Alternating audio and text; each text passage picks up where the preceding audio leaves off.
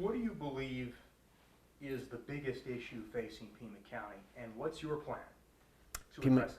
Pima County or Pima County Attorney's Office? Pima County. Pima County. I do think it's crime. I do think it's drug-induced crime.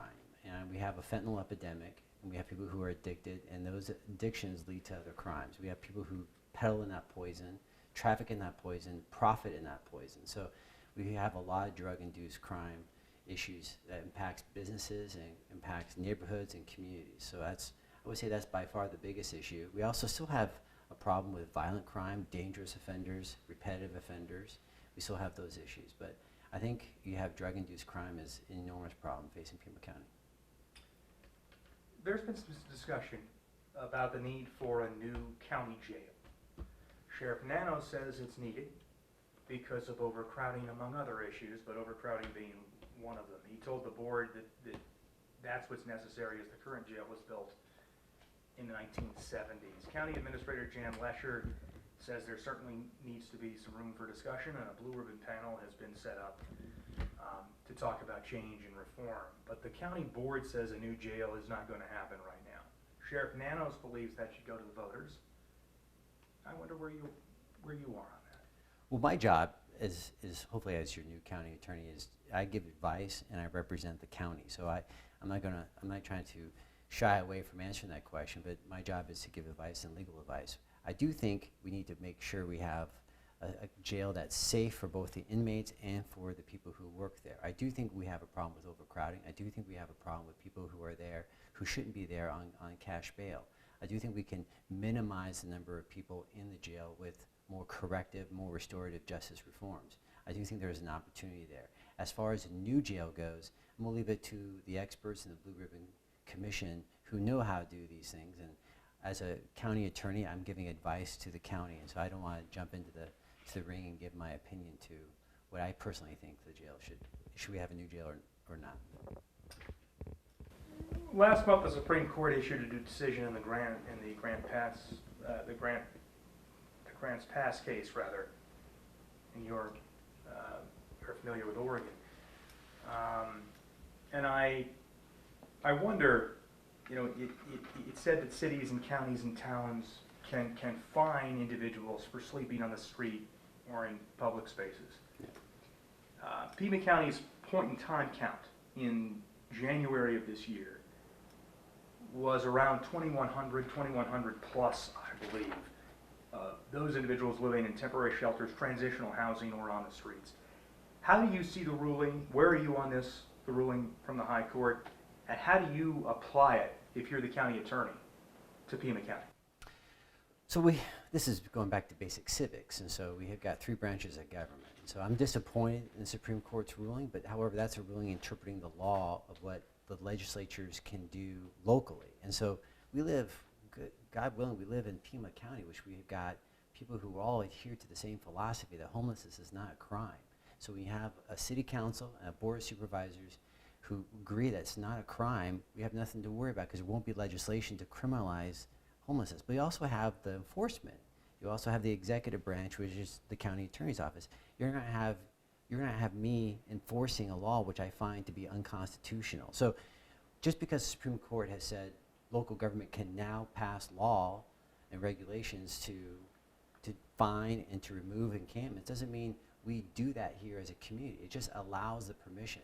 We can fight back and say, look, we're not going to pass a rule. We're not going to criminalize homelessness, and we're not going to enforce that. So we have a lot of options. It's basic civics. So just because one branch of government says you're allowed to do it doesn't mean we do it.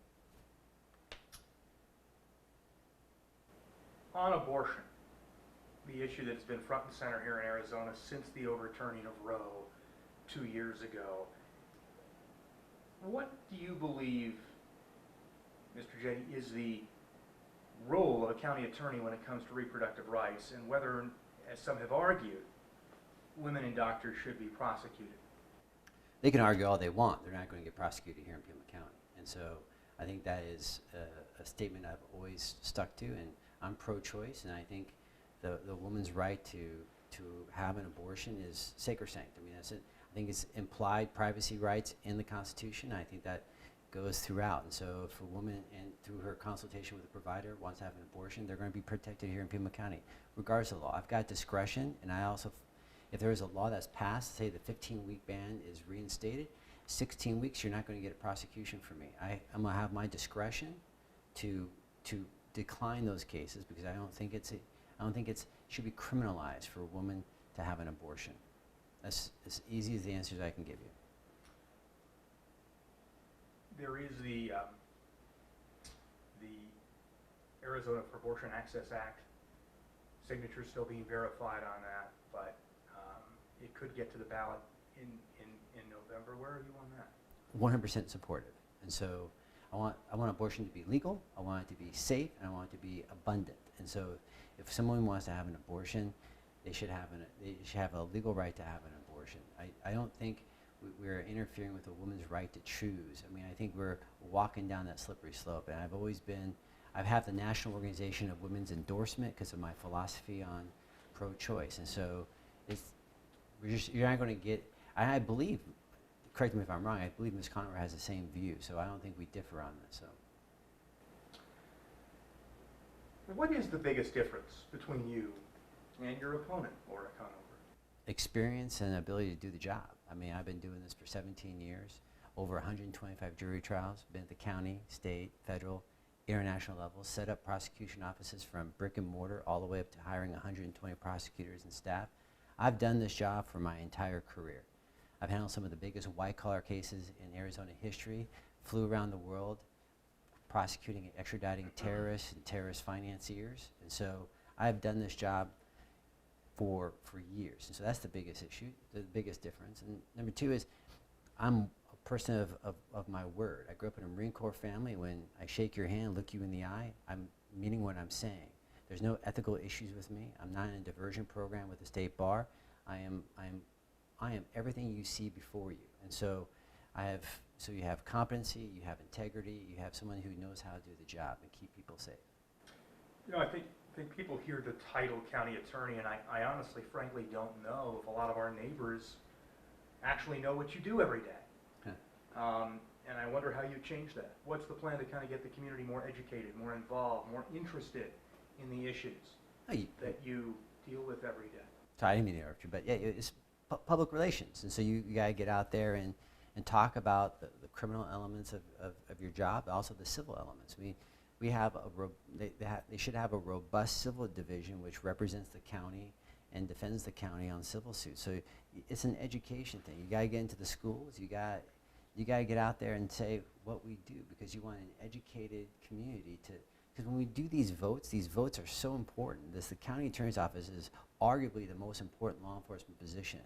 And so if you don't know what the county attorney does, then you don't know what the candidates are capable of doing for the position. So you need to know what the office is about so you can hire the best person for that job.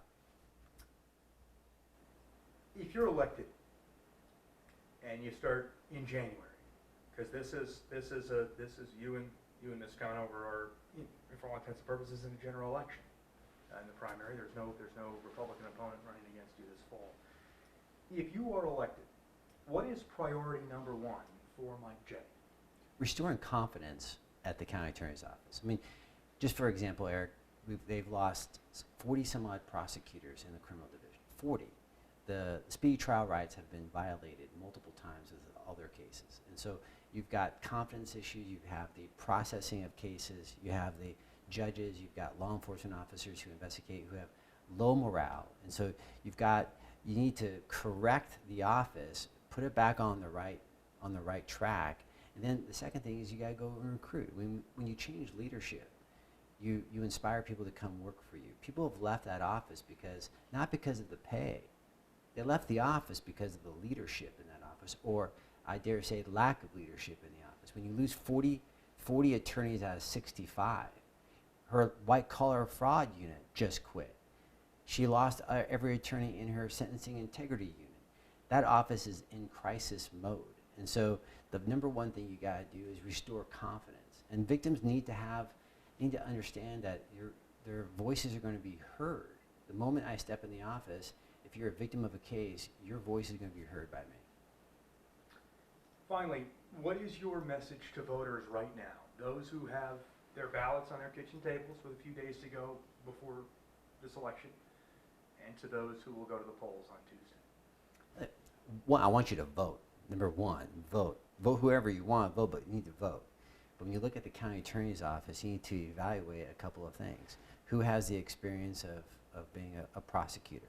Who has the experience of managing offices competently and professionally? Who has the experience of representing victims and giving their voices? Who is under a diversion program of the state bar and who isn't under a diversion program? So you need to weigh all these issues and find out who's left wanting and who is competent and professional and is capable of doing the job. We've had 3.5 years of report card here now. We've seen what Ms. Conover has done to that office. We've got speedy trial right violations. We have loss of attorney staff and victim advocates. We have an office in crisis. We need to pivot back and get back. Now, lucky for you all, I'm pro-choice, pro-environment, pro-universal health care Democrat. I believe in restorative justice, and I believe in giving people an opportunity, especially with diversion. Put diversion on steroids. You show me this is aberrant behavior. I want to give you the best opportunity in life to go on with your life. And so, lucky for you, you got a wonderful opportunity here as Democrats to vote a very progressive Democrat, but who knows how to do the job of a prosecutor. So vote Mike Jette, but number one, vote. You need to vote and make your voice heard. Mike Jette, candidate for Pima County Attorney. Thank you so much for your time. Thank you, sir. I appreciate it.